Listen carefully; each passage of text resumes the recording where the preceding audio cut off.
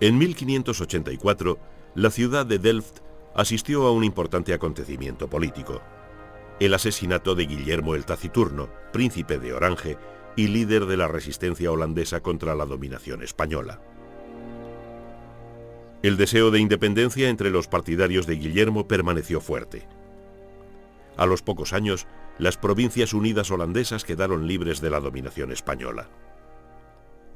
La Holanda protestante entraba en una época dorada de libertad y bienestar, y los ciudadanos de Delft compartían esa prosperidad. Como otras ciudades holandesas de la época, Delft también era conocida por su actividad y comercio artísticos. Y en 1631, un hospedero local se convirtió en uno de los marchantes oficiales de arte.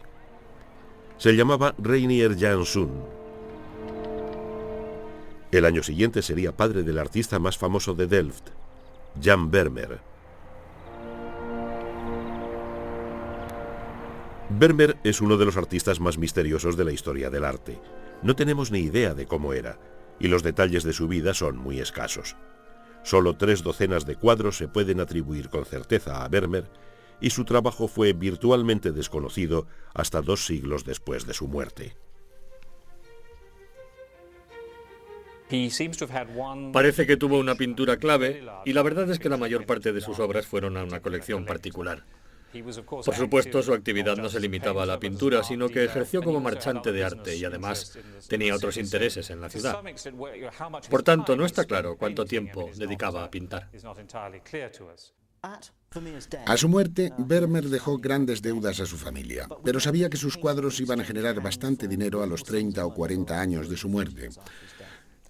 Durante los siglos XVIII y XIX, las obras de Vermeer se cotizaron, pero no alcanzaron precios muy altos. Su redescubrimiento se debe a una sola persona, Théophile Thoré-Bürger. En 1866 escribió 2 artículos en la Gazette des Beaux-Arts de Francia dedicados a Vermeer. Consiguió identificar 2/3 de los Vermeer que conocemos hoy en día, un extraordinario trabajo de investigación porque no tenía ningún libro de referencia y no existía nada sobre Vermeer. Fue a colecciones europeas, a los archivos, y formó el mejor cuerpo de conocimientos sobre Vermeer hasta hoy.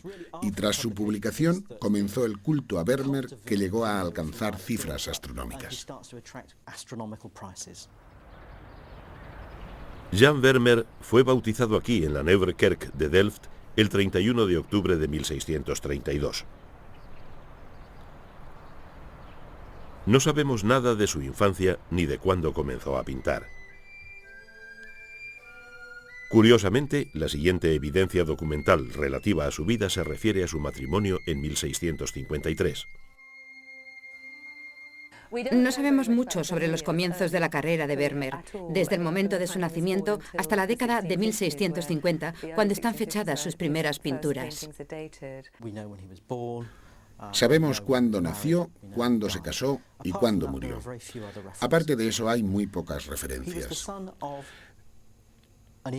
Era hijo de un marchante de arte.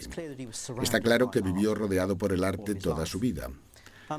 También tenía cierta reputación como especialista o experto en arte italiano. De las pocas veces que salió de Delft, una fue en 1670 cuando fue a La Haya para juzgar como experto en una disputa sobre la autenticidad de unas pinturas italianas. Puede que hubiera estudiado con el artista de Delft, Karel Fabricius. En 1653, Jan Vermeer se casó con la acaudalada Catharina Bolnes, a pesar de la oposición de su suegra. Ese mismo año llegaría a ser miembro del gremio de pintores de San Lucas, como lo fuera su padre antes que él. En 1654, un desastre conmovió la ciudad donde Vermeer acababa de comenzar su carrera como adulto. El polvorín de Delft estalló, afectando a una extensa área de la ciudad. Entre las víctimas se encontraba un artista muy conocido, Karel Fabricius. Algunos años más tarde se comentó que la carrera de Vermeer fue como un ave fénix que surgió de las cenizas que habían acabado con Fabricius.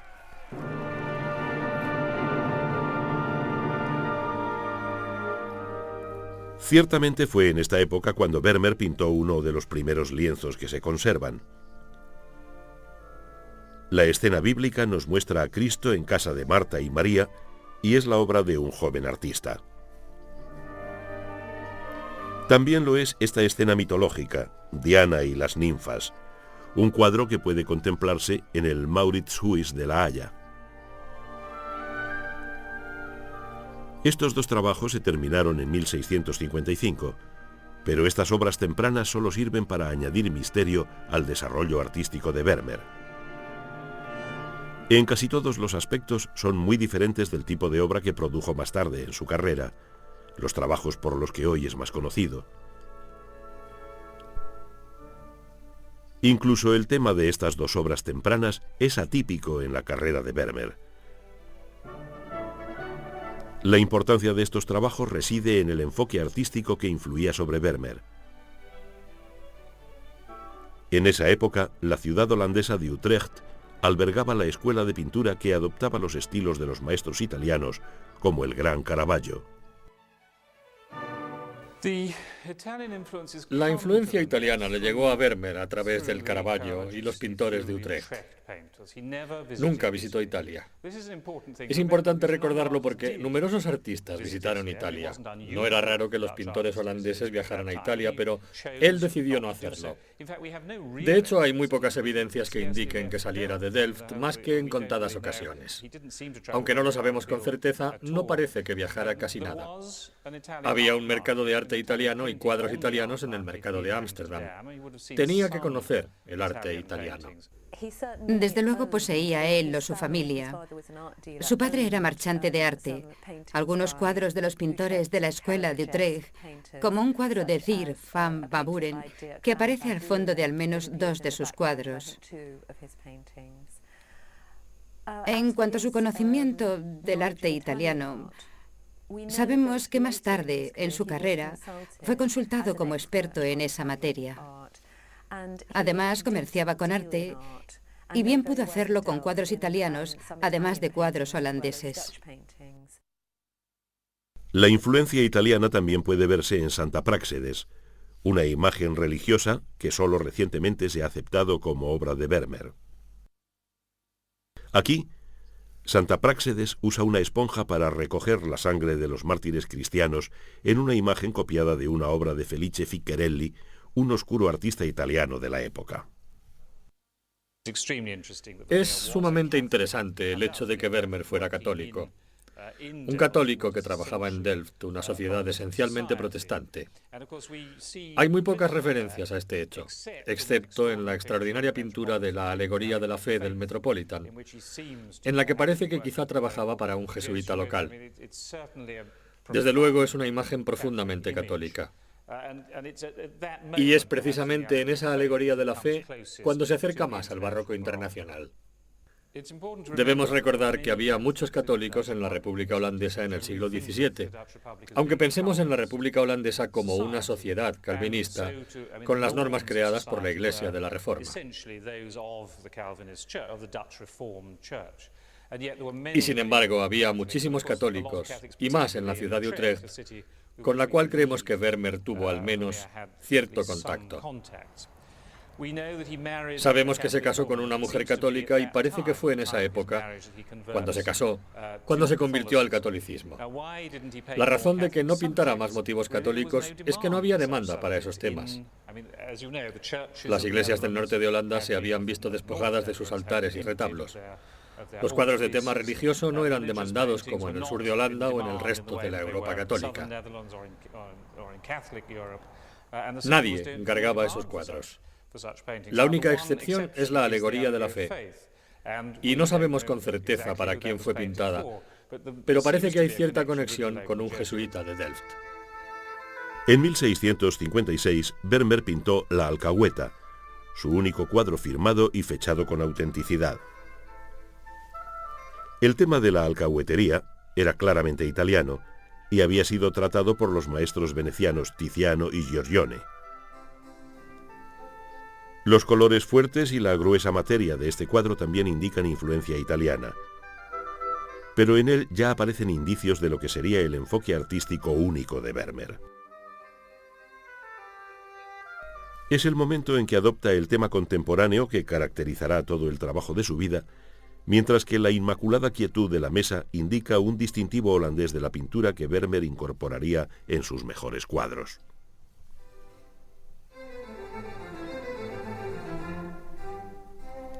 Este es La lechera. Pintado hacia 1660, es quizá el Vermeer más famoso, y virtualmente todos los rasgos del cuadro caracterizan la naturaleza del trabajo del artista.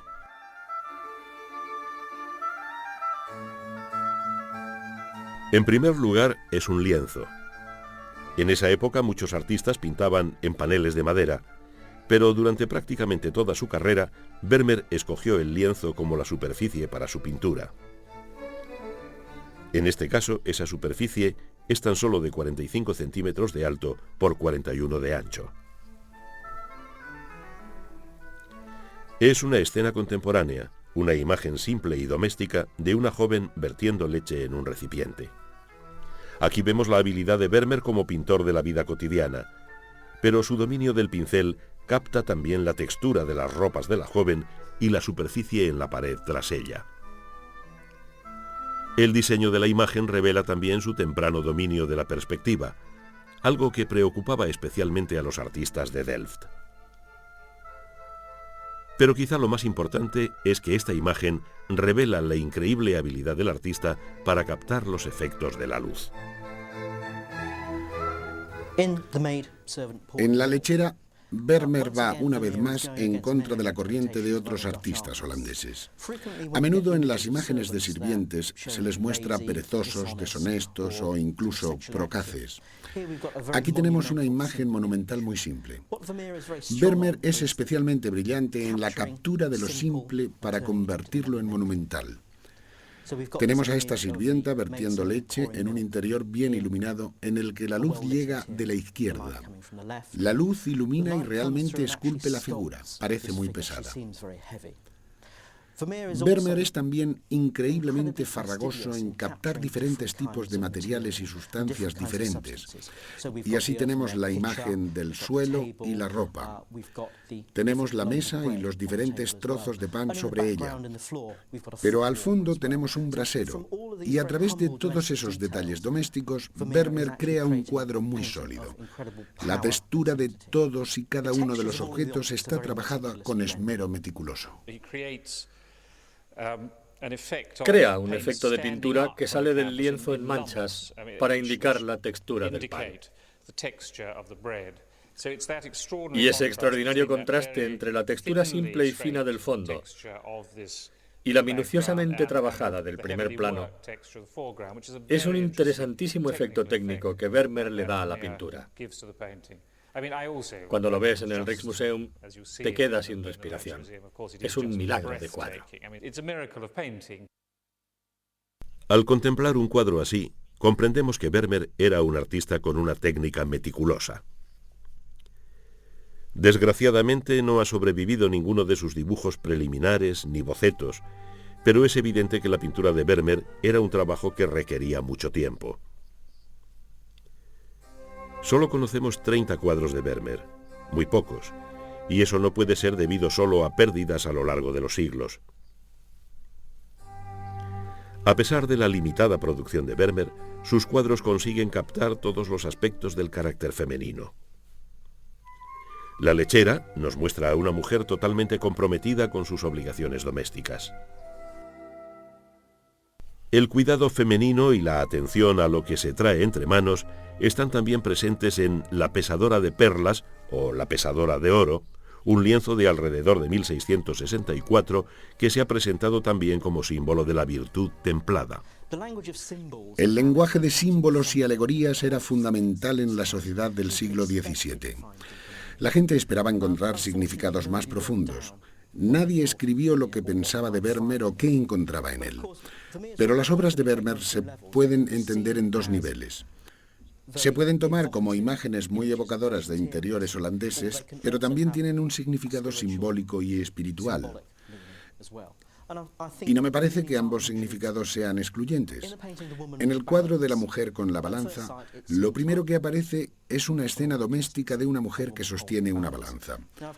Pero el otro significado del cuadro está ahí y lo vemos al examinar el fondo. Hay un dibujo del juicio final, así que tenemos una combinación de escalas. El juicio final, cuando las almas serán analizadas y los condenados irán al infierno y los justos al cielo. Tenemos todos los elementos sobre decisión y juicio en este cuadro. Así que bien puede ser un cuadro sobre la vanidad y una mujer que tiene que tomar una decisión sobre el camino a seguir. También es significativo que tenga un poco la apariencia de las ilustraciones modernas de cómo se debe representar la conciencia. Está claro que opera al nivel de un cuadro doméstico y tiene un significado espiritual simbólico más profundo. A mí me parece que la gente se ponía delante de los cuadros y hablaba sobre ellos. Hablaba de lo que ocurría. Por ejemplo, de si el soldado que ríe se iba a ir a la cama con la chica que ríe. Si la mujer que se mira en el espejo era virtuosa o no. No me parece que hubiera una clave clara que relacionara algo con un solo concepto abstracto. Vermeer jugaba con el contenido simbólico, permitiendo que las ricas tradiciones literarias y visuales de los Países Bajos informaran a los observadores de manera que aportaran su conocimiento a los cuadros y así pudieran de alguna forma jugar con la imaginería y las connotaciones que las cosas que aparecen en sus cuadros les evocaban. Ha habido un gran debate sobre el significado de los mapas en los fondos de sus cuadros. Me parece que es un poco como un juego de detectives. No es tanto decir, mirad, los mapas significan esto o aquello, sino observad la forma y disfrutad con las imágenes. Y así el que mira el cuadro puede construir las posibles historias. Las mujeres de Vermeer no son siempre parangón de virtud. Su descripción en La Alcahueta nos revela la identificación temprana del artista con el otro lado del carácter femenino. Caballero y dama que bebe está también bastante alejada de la descripción de la bondad. Es bastante evidente que esta joven experimenta los efectos del alcohol ofrecido por ese misterioso acompañante. Con este lienzo de 1657, Joven dormida, el mensaje se hace incluso más claro. La templanza no es ciertamente el tema de este lienzo, que es también notable por la maravillosa textura de la alfombra oriental. Este recurso ya lo había usado Vermeer en La Alcahueta y aparecería a menudo en sus obras posteriores. Pero en la mayoría de las imágenes femeninas de Vermeer no nos encontramos ni con ideales de virtud ni con iconos de la depravación. Vemos figuras femeninas en escenas de la vida diaria y ordinaria. La mujer con jarra de agua es un ejemplo típico. Nos volvemos a encontrar con la maestría del artista para describir el efecto de la luz tanto en la pared como en el tocado de la mujer. La habilidad del artista para la imagen de la vida diaria es evidente y de nuevo aparece una colorida alfombra oriental en uno de los Vermeer más conocidos. En conjunto, las figuras femeninas de Vermeer son un estudio de la mujer en el que se resaltan muchos aspectos del carácter femenino. Todos estos atributos y otros muchos aparecen en las pinturas que revelan a su vez el conocimiento de las mujeres que poseía Vermeer. Vermeer nos proporciona una profunda mirada al papel y el carácter de las mujeres en la sociedad holandesa. Está claro, como aparece en todas partes durante la época, que el dominio de la mujer es el hogar. Se encarga de la casa y de los deberes de una buena esposa. Pero encontramos mujeres en diferentes papeles. Algunas son condenadas, por así decir, por ser descuidadas. También aparecen mujeres captadas en diferentes estados de ánimo y diferentes escenarios. En algunos cuadros las mujeres aparecen absortas en sus tareas. La sirvienta vertiendo leche no nos reconoce como espectadores. La mujer que hace encaje no nos reconoce. Solo les interesa seguir con su trabajo. También hay algunos cuadros en los que las mujeres nos miran conectando con nosotros como si se diera cierto intercambio. El pretexto por el que Vermeer introduce acción en sus pinturas es la preocupación de las mujeres en particular por las influencias que puedan venir de la gente que entra en la casa. Lo hace de esta forma. A menudo aparecen cartas y las cartas son contactos con el exterior. Nos invita a especular con el contenido de esas cartas. Pueden ser de amantes o pueden ser malas noticias. No conocemos su contenido, así que de nuevo nos invita a pensar, nos invita a proyectarnos dentro de la mente de estas mujeres. También tenemos la música. La música se asocia a menudo con el amor. Y lo mismo que las cartas pueden contener prendas de amor, la música puede asociarse también con él. Frecuentemente aparecen hombres asociados a este elemento musical. Podrían ser profesores de música, pero también podrían servir para introducir una nota de flirteo. Muchas de las más bellas imágenes femeninas de Vermeer tienen un fuerte sentido de silencio y son casi estudios de la naturaleza. Esta calma, la sensación de meditación, pueden detectarse también en los lienzos de Vermeer sobre mujeres con instrumentos musicales. Pocos artistas a lo largo de la historia han manejado la luz con la genialidad de Jan Vermeer. Tiene una forma muy sutil de pintar la luz. Ahora sabemos que esa fue una de las preocupaciones de algunos artistas que trabajaban en Delft. Karel Fabricius, que estuvo en el estudio de Rembrandt y se mudó a Delft hacia 1650, estaba también interesado en los efectos de la luz. Los mismos caravallistas, a quienes Vermeer por supuesto había estudiado, estaban interesados lo mismo que el propio Caravaggio en la luz y la oscuridad, la sombra y los efectos de la luz. Pienso que había una comunidad interesada en esos efectos en Delft, y todos estaban interesados en su estudio. Desde luego, Vermeer fue el más grande de todos ellos. Realmente es capaz de pintar la luz de una forma sutil y muy inteligente, y lo hace usando técnicas convencionales. No usa pigmentos nuevos, usa los mismos que todos tenían en sus paletas, pero él lo hacía mejor.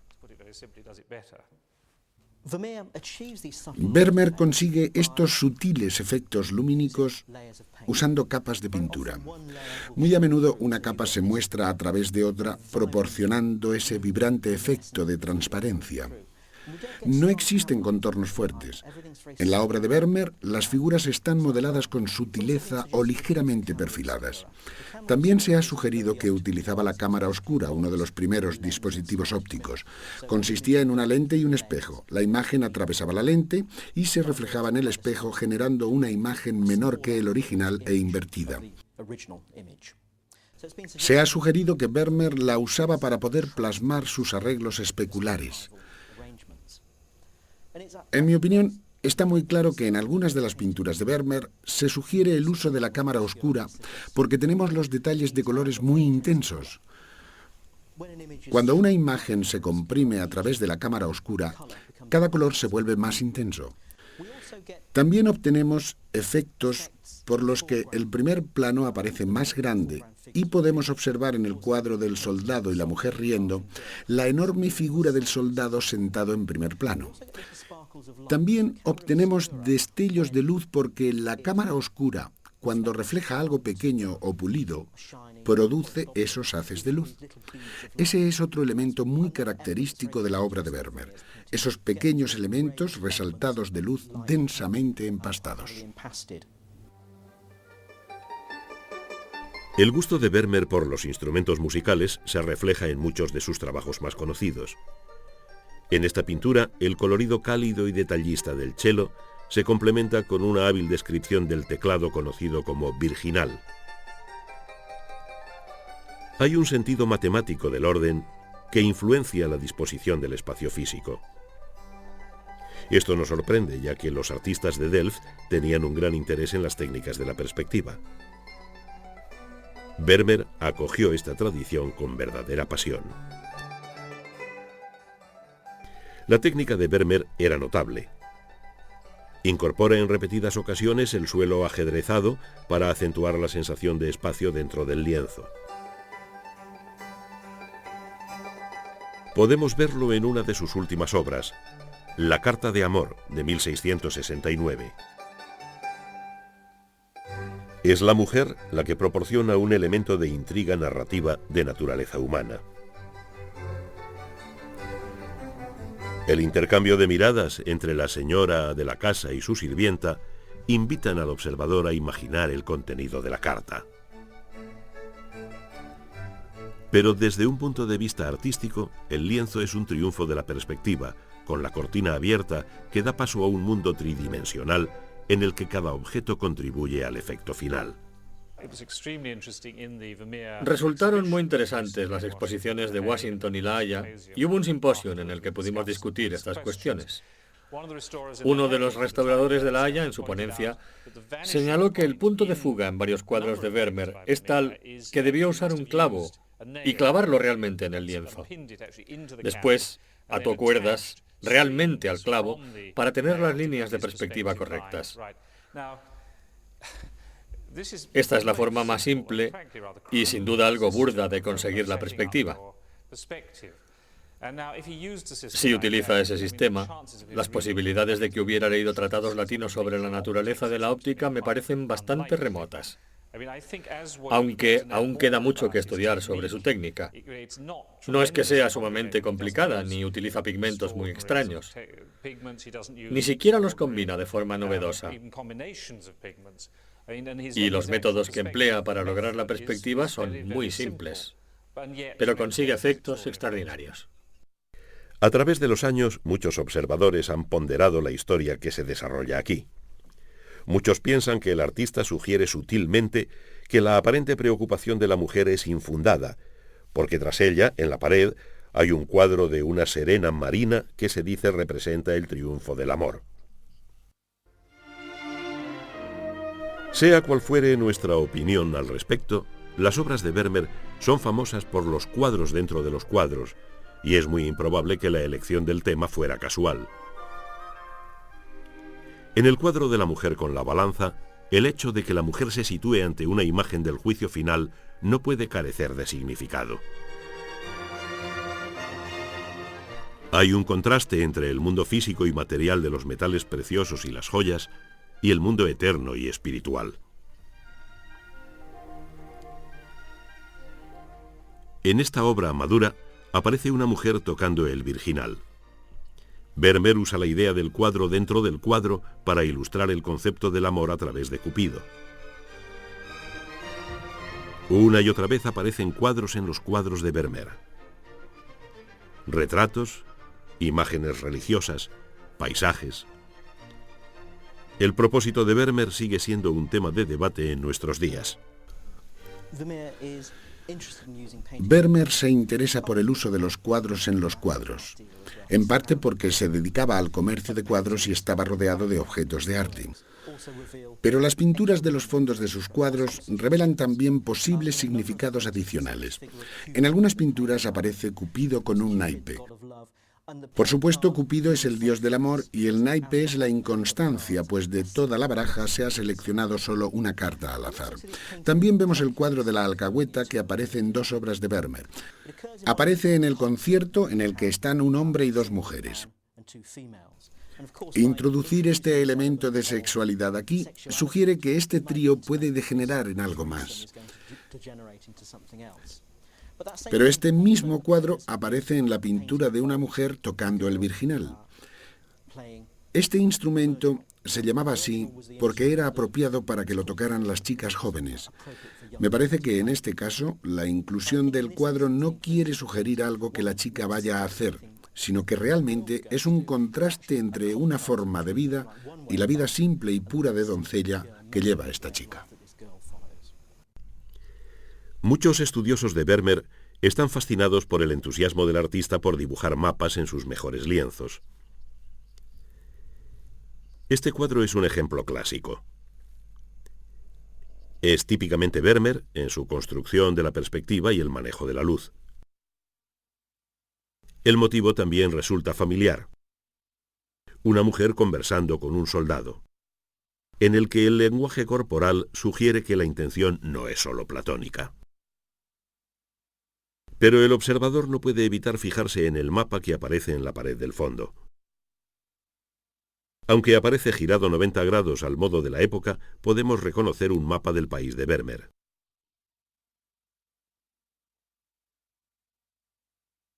Podría haber una intención simbólica tras la inclusión de este mapa de Holanda, como puede haberla siempre que Vermeer decide incorporar la geografía en sus lienzos. Pero Vermeer podía buscar solo expresar la confianza holandesa en el éxito. Los holandeses tienen fama de ser buenos cartógrafos. Existe un debate sobre la razón por la cual aparecen esos mapas. Podría ser una glorificación de la nación holandesa. Podría ser simplemente un elemento decorativo más que añade interés al cuadro.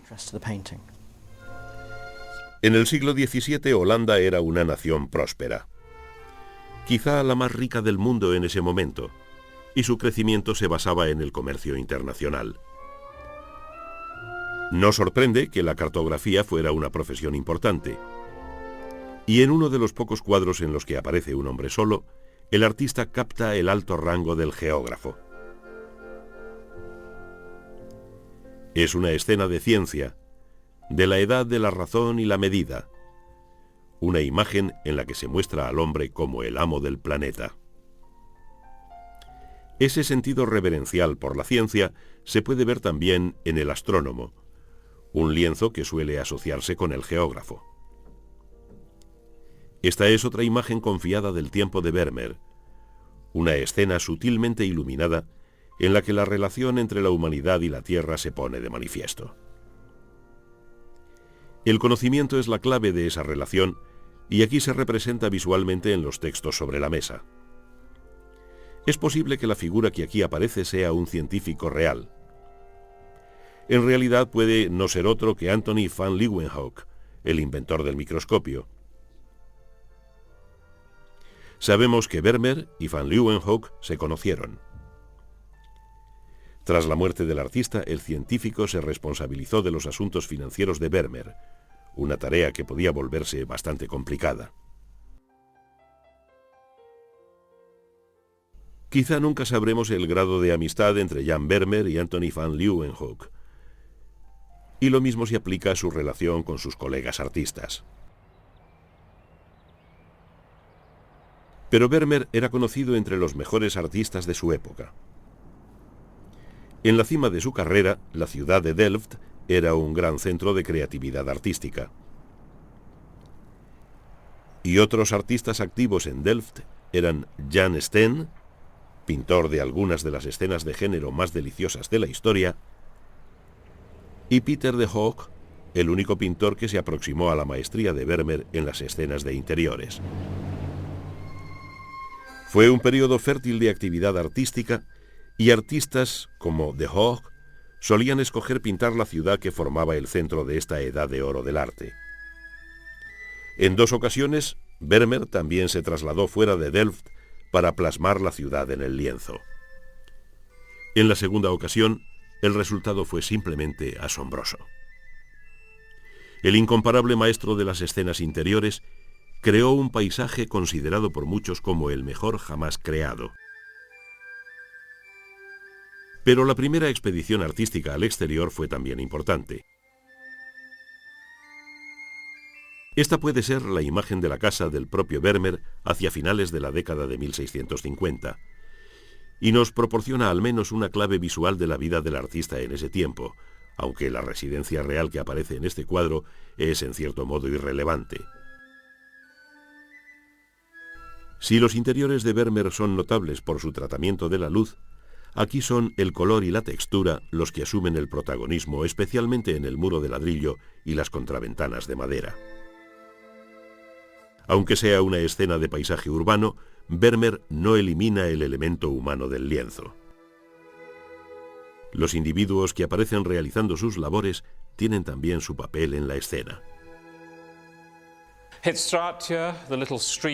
Herengracht, la callejuela, el cuadro del Rijksmuseum, es desde luego uno de los más sobresalientes trabajos mágicos de Vermeer. Lo extraordinario de él es el modo en que parece y es aleatorio. Se ha descrito a menudo como fotográfico, aunque esta descripción es desde luego de finales del siglo XIX. Es porque toma aparentemente una escena callejera aleatoria, que puede muy bien ser la casa real de Vermeer en Delft. Quizá lo que se veía desde la ventana de su estudio en la calle de atrás. Las figuras que aparecen son como notas de color. Podemos verlas casi abstractas, y no creo que uno se pueda poner a especular sobre lo que hacen. Pero una vez más, los veo como a la lechera.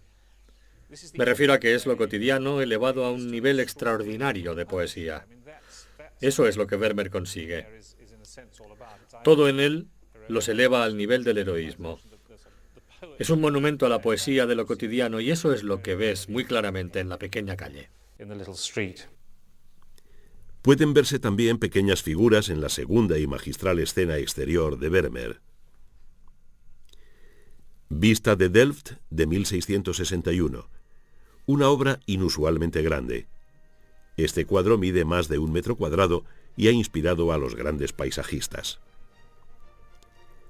Muestra la ciudad de Delft a la caída de la tarde, cuando el sol y las nubes pugnan por la supremacía en el cielo lechoso de Holanda.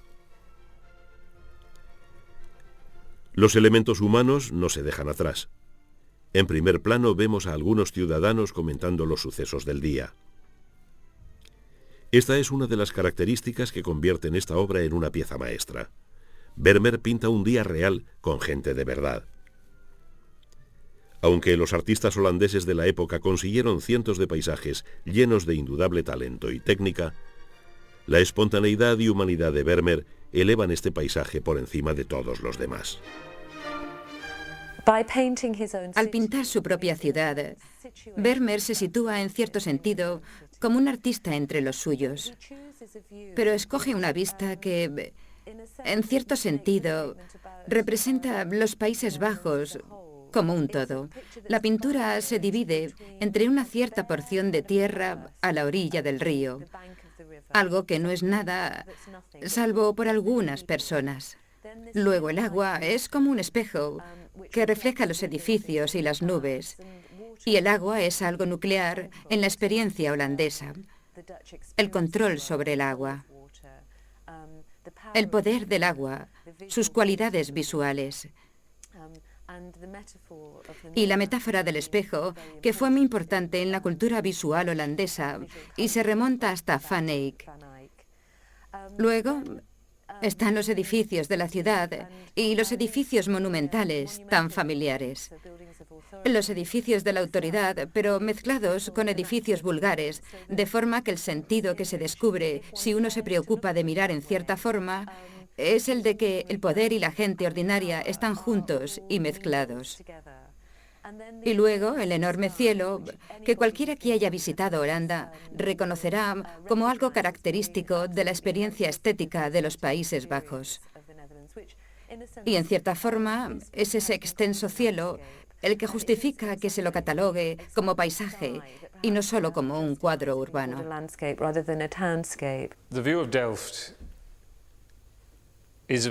La vista de Delft es, a mi parecer, un cuadro sobre el que es muy difícil hablar porque es una de las obras maestras del arte occidental. Es un cuadro que voy a ver a La Haya 3 o 4 veces al año desde hace mucho tiempo. Lo he visto muchísimas veces y cada vez que lo veo es como un nuevo milagro. Es un cuadro extraordinario y resulta muy difícil comenzar a hablar de él. En cierto sentido, es una imagen convencional. Y como ya se ha dicho muchas veces, Elsheimer pintó una vista de una ciudad muy similar y está claro que usa un motivo bastante convencional. Sin embargo, la escala es muy notable para el mismo Vermeer y para este tipo de vista urbana. Si fue algún tipo de encargo, no lo sabemos realmente. Por supuesto, la calidad técnica es extraordinaria. Tiene todas las cualidades de las que hemos hablado. diferentes texturas, diferentes contrastes dentro del cuadro, y es el más grande de todos los ejemplos. Me refiero a cómo diferencia la textura del río de la orilla, el cielo y, por supuesto, la extraordinaria vista de la ciudad con la vista del puerto real en el centro del cuadro.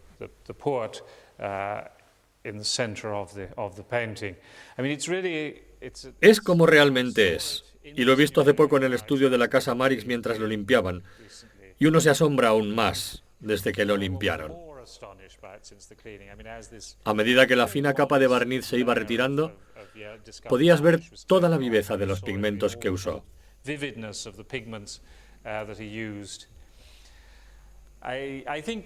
Creo que para mí, y para cualquiera, este cuadro evoca sentimientos muy personales. Su habilidad para plasmar diferentes texturas de un modo completamente persuasivo.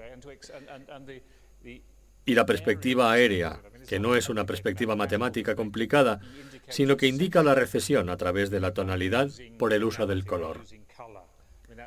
Me refiero a cómo aparece la profundidad. Es un cuadro que merece ser revisado una y otra vez. Siempre sacas la impresión del gran milagro que es este cuadro. No sabemos por qué Vermeer no volvió al arte del paisaje, aunque solo tenía 30 años cuando terminó la vista de Delft. En su lugar, retomó sus famosas escenas de interiores en las que podía expresar su mirada psicológica del personaje femenino. Tristemente, como Rembrandt, el valor de la obra de Vermeer solo se vería apreciado por la posteridad, y está claro que tuvo dificultades económicas, lo mismo que Rembrandt. Al contrario que Rembrandt, Vermeer consiguió evitar la bancarrota durante su vida, pero no se vio libre de serias dificultades económicas. La lentitud de sus ventas retrasó sus ingresos y sus 11 hijos seguramente fueron una pesada carga económica para un artista que parece que tuvo serias dificultades para poder vender su obra, a pesar del hecho de que era una figura conocida en Delft. Algunos estudiosos de Vermeer sugieren que este cuadro de 1667 refleja las dificultades económicas de la familia en ese tiempo. ¿Podría ser que Catalina recibiera malas noticias financieras de su doncella? No conseguiremos saberlo. Lo que sabemos es que a su muerte, en 1675, su viuda tuvo que afrontar serias dificultades económicas.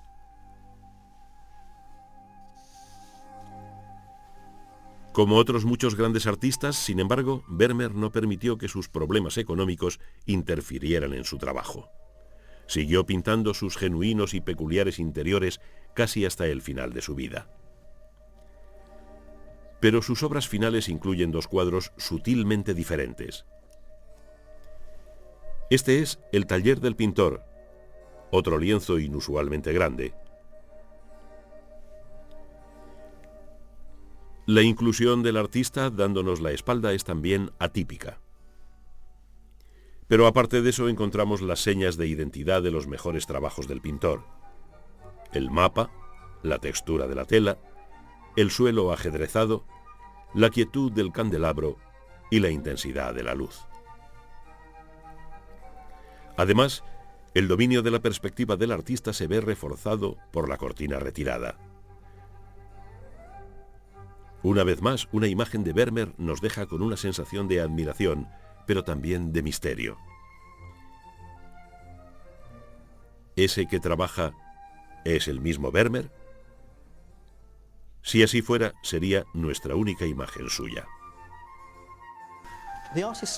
El taller del pintor es una de las dos alegorías que pintó Vermeer.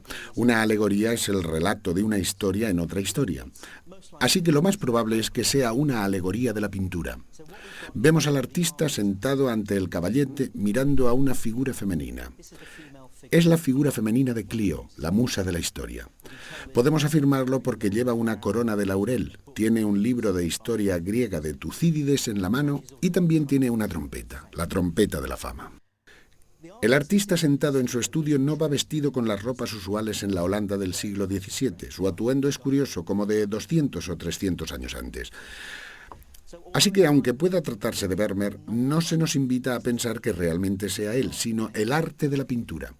Y la razón de que Clio esté ahí no es que la historia sea lo mejor, sino que representa la fama y la gloria y lo que puede conseguir un artista practicando su arte. En este cuadro usa un lenguaje alegórico diferente del discurso que utiliza cuando representa sus interiores domésticos. Aunque por supuesto hay elementos en la pintura que son muy familiares, como las baldosas blancas y negras en el suelo, o las maderas del techo, el taburete en el que está sentado, el caballete y la luz. La forma en que la luz ilumina desde la izquierda, como en tantos de sus cuadros. Es una alegoría colocada en un lugar reconocible, como su estudio, o una habitación de su casa.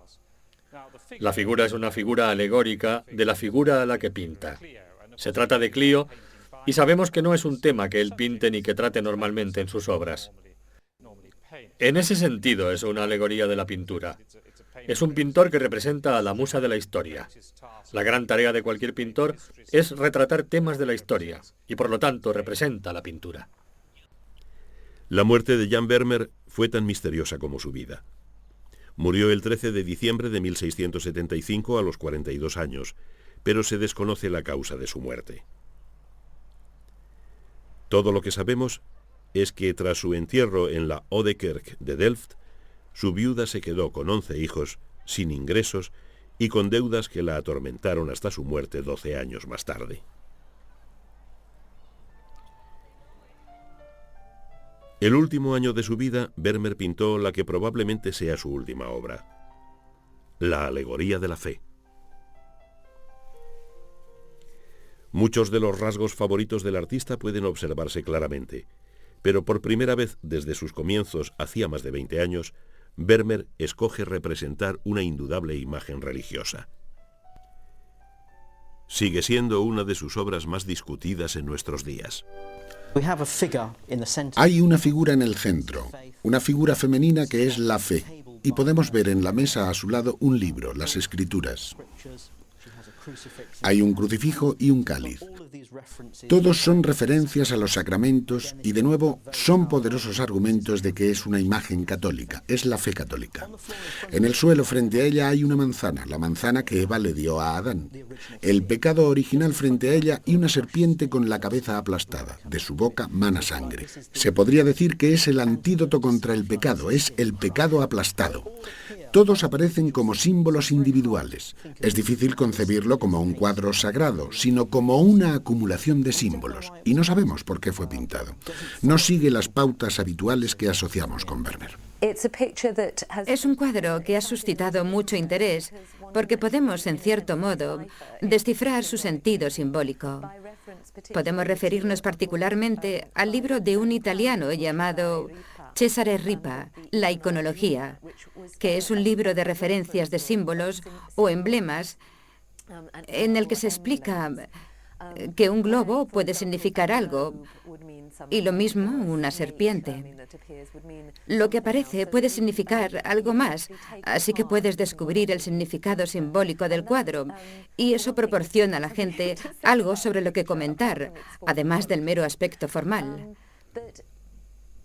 Pero es un cuadro más retórico y dramático, y en ese sentido me parece menos logrado.